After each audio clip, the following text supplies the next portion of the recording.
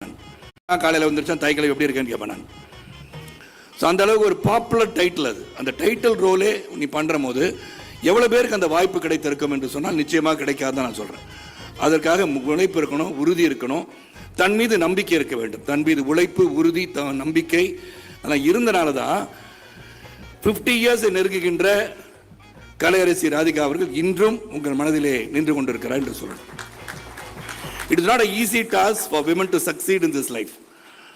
ஏன்னா அவங்க வந்து வெற்றி பெறுகிறார் என்று சொன்னால் அதன் பின் இருக்கிற உழைப்பு, அவர்களுடைய சாக்ரிஃபைஸ் என்னெல்லாம் சந்திச்சிருப்பாங்க, எப்படி ஒரு வெற்றியை கொடுக்க முடியும், தொடர்ந்து வெற்றியை கொடுக்க வேண்டும் என்ற ஆவா, இந்த கலையின் மீது ஆர்வம். அதனால்தான் கலைஞர் அவர்கள் கலையரசி என்ற பட்டத்தை அவருக்கு கொடுத்திருக்கிறார்கள். ஏன்னா என்னுடைய மனைவி வெற்றி பெற்றால் நான் வெற்றி பெற்றது போல் எடுத்துக்கொள்வேன்.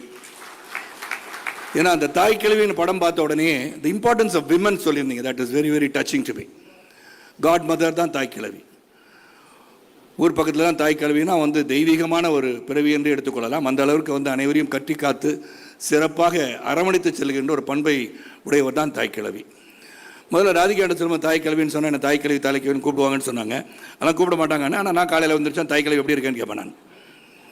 ஸோ அந்த அளவுக்கு ஒரு பாப்புலர் டைட்டில் அது. அந்த டைட்டில் ரோலே நீ பண்ணுற போது எவ்வளோ பேருக்கு அந்த வாய்ப்பு கிடைத்திருக்கும் என்று சொன்னால் நிச்சயமாக கிடைக்காதுன்னு நான் சொல்கிறேன். சரத்குமார் பேசும்போது கூச்சல் குழப்பம் ஏற்பட்டு விட்டதுன்னு.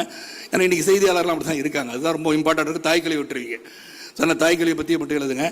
அப்புறம் சரத்குமார் ஏன் இந்த சூட்டெல்லாம் போட்டு வந்திருக்கான்னு கேட்கலாம். அதுக்கு காரணம் உண்டு. நான் இங்கேருந்து வேற ஒரு விழாவுக்கு செல்ல வேண்டும்.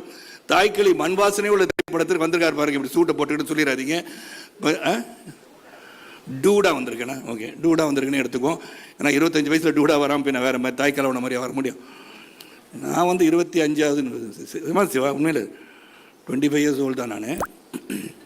அந்த தாய்க்கிழவி படம் பார்த்தோன்னே ஒரு படத்தை பார்க்கும்போது அதில் வந்து சர்மன் இருக்கக்கூடாது, போதனை இருக்கக்கூடாது, ஆனால் கருத்து இருக்க வேண்டும். அந்த கருத்து இந்த படத்தில் இருக்கிறது. ஏன்னா எப்படி இருந்தாலும் அந்த ஆடியன்ஸ் பார்த்து ரசிக்கிறது தான் மெயின்.